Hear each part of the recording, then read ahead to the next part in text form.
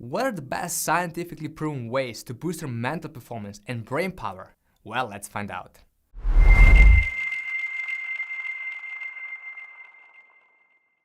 Hey friends, welcome back to my channel. My name is Greg and I'm a brain hacker creating content that will help you upgrade your brain performance. If this interests you, then subscribe below and join our amazing community. Today we're gonna talk about boosting your brain and mental performance. Now, most people that I know try to achieve this peak performance, the state of being in the flow for a long period of time. And honestly, I am no different. Now, the best way to do it, to achieve this peak performance, is to optimize your cognition, to boost your brain power in a sustainable way that is going to work for a long time. Now, the worst thing you can do is to take some kind of a magical pill that's gonna quickly boost your alertness, boost your brain power, and then lead to a hard crash. Now, this is the worst thing you can do, and try to avoid doing that. So, what are some of the best scientifically proven brain hacks that can enhance your cognition and mental power? Well, let's check them out. Now, the first one that I want to talk about is to get some sun exposure early in the morning. The best time to get it is as soon as you wake up. Now, why is this important? Now, once you go out, the sun will activate the so-called melanopsin ganglion cells, which are found in your retina, and those cells will trigger the correct timing of cortisol melatonin rhythms. Now, cortisol is a super crucial hormone, which we'll soon talk about more, but keep in mind, this is a hormone that will increase your energy levels in the morning, and that's what you want to get. You want to have lots of energy in the morning. And of course, melatonin is important for your sleep. So once you go out and you expose your body, especially your eyes, to the sun, these rhythms, the cortisol melatonin rhythms will be set, and also your circadian clock, your inner 24-hour clock, will be set or reset, depends on how you look at it. So this is the most important thing you need to do in the morning to boost your focus, alertness, and mainly your energy levels.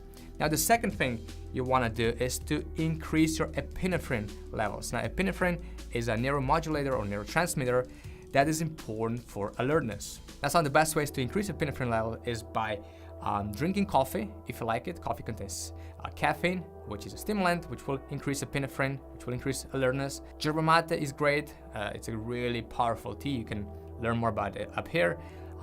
Green tea is great, but also just drinking a big glass of water will do the trick in a way, because hydration is so important, more than drinking coffee, obviously. And honestly, you don't really need coffee to increase alertness, but of course, coffee can help you out. Then the next way to increase alertness is to kind of boost your motivation. Now, if you do anything, what you're doing, if you do it out of love, out of fear, or out of anger, for example, well, this will lead to increased epinephrine levels. Now, without high epinephrine levels, you won't be alert, and without alertness, you won't be able to achieve peak performance. So the next trick I want to talk about is to increase cortisol levels. Now, people get cortisol all wrong, honestly. They see it as a stress hormone, and it is. High levels of cortisol for an extended period of time can cause a whole lot of problems. But high levels of cortisol for a short period of time are crucial to boost your energy levels, because that's what cortisol does. It increases your energy. Now, normally you get a peak of cortisol at about 9 a.m. That's totally normal, no matter what you do. And then cortisol levels will go down, and then you'll get another peak sometime around 2, 3, 4 a.m. in the morning. But if this cortisol spike in the morning is not strong enough, or if you're not really feeling energized in the morning, there are a couple of things that of course you can do. For example, you can take a cold shower. You can do the breathing exercise from Wim Hof, really effective way to boost cortisol levels. And of course, you can do a high intensity interval training early in the morning. This will definitely wake you up and increase your cortisol levels. By the way, guys, if you like this video, please press the like button below. Then you need to increase acetylcholine. Now, acetylcholine is a very important neurotransmitter for learning, memory, focus, and attention. And high levels of acetylcholine are associated with better learning. So how can you increase acetylcholine in your brain? Well, you can take some nootropics. For example, I'm a big fan of citicoline, an amazing nootropic. You can also take alpha GPC, and you can learn more about them up here in the video. Of course, you can eat foods that are high in citicoline, but they need to be low in saturated fats. Why? Because saturated fats decrease oxygen flow to the brain. So, which are the best foods high in choline but low in saturated fats? Well, we're talking about soybeans, almonds, cruciferous vegetables, beans, quinoa, and so on. and they will help you increase acetylcholine levels in the brain. And then another trick is to look at a very small and narrow place, like for example the camera I'm looking at right now in front of me, for about 60 to 120 seconds. And this will also increase acetylcholine levels. Why exactly? Well, because mental focus follows visual focus. So if you're visually focused, mental focus will follow. You can try it out. I'm sure you're gonna like it and it's gonna work for you as well. Then you need to take the right nootropics for cognition. Now, I already mentioned taking acetylcholine, but of course there are many other nootropics that I recommend taking because they increase the amount of neurotransmitters in the brain, BDNF, they increase blood flow, and so on and so on. So some of the best nootropics for increasing brain power are Panax ginseng. It's a great adaptogen herb that can increase your energy levels, and the optimal daily dosage is about 200 to 400 milligrams per day. Then of course L-theanine, which promotes relaxation without drowsiness. L-theanine is an amazing nootropic for increasing focus and alertness, and you can take about 200 milligrams per day. Then phosphatidylserine, one of the best, my favorite nootropics on the market, because this is a special protein found in every cell of the body, in the membrane of the cells, and can significantly improve focus and attention. And the optimal dosage is about 100 to 300 milligrams per day. And last, mint mushroom, great to protect your brain from degeneration, and you can take about 500 milligrams to about 1 gram per day. By the way, guys, do you want to know how well does your brain perform? Go for a free brain assessment, link in the description below, and get your brain performance score. Then you need to optimize your diet. Now, obviously, there's no perfect diet out there. Some diets are good for some people, other diets are good for other people, but there are certain rules and there are certain types of foods that everyone should eat, because those foods and those ways of eating will improve your brain performance, and there's just no doubt about it anymore.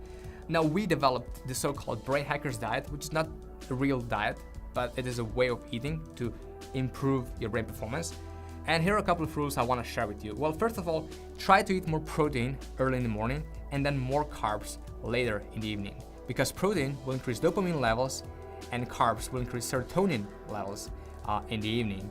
And dopamine is associated with focus and attention, whereas serotonin is associated with better sleep. So this means you will be more focused in the morning and you will be more tired in the evening and you will have a better sleep. Of course, intermittent fasting is great. Many people ask me about it. It's great for increasing alertness. But if it happens to you that you suffer from a midday crash, now usually people crash about 2 to 4 or 5 p.m.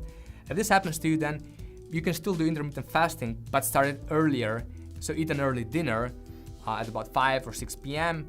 and then do not eat anything till about 6 to 8 a.m. and then eat a really high quality breakfast. This is a better way to get the right nutrients in early in the morning. You'll still get the benefits from fasting and you won't crash in the afternoon. So try it out if you are crashing as well. It's also important to keep your blood sugar stable, and how you can do that, avoid all sugary drinks, all the sweet stuff out there, and try to eat fruits that are lower or have lower glycemic index. You also need to get some sun exposure in the evening. Now, why is this so important? First of all, if you get some sun exposure early in the morning, this means that your circadian clock will basically try to wake you up the next day a bit earlier, and then if you get some sun exposure late in the evening, your circadian clock will try to extend your day a bit longer, so you will be awake for a bit longer, and then on average you will go to bed every day at exactly the same time and wake up at approximately the same time. But there's another thing, the melanopsin ganglion cells that I mentioned before, actually those cells can be really sensitive in the evening to all the light exposure there is. There's a lot of lights here right now, and if I would be filming this in the evening, that would cause some problems. Now, if you get some real sunlight exposure in the evening, so when the sun is setting, your melanopsin ganglion cells will be less sensitive, which would have a really big positive impact on your sleep. Try it out. I'm sure you're gonna like the effects. Now, there are other biohacks that you can do, and many people like to do, but people make so many really bad mistakes. For example, like drinking coffee early in the morning. You should never do that. Now, which are those biohacks and how can you avoid those mistakes that you probably do as well? Well, check out the next video up here, and learn all about them. Alright guys, thank you for watching this video. If you have any questions, don't hesitate to contact me. Follow your inspiration on social media. And guys, I hope to see you soon again. Stay well.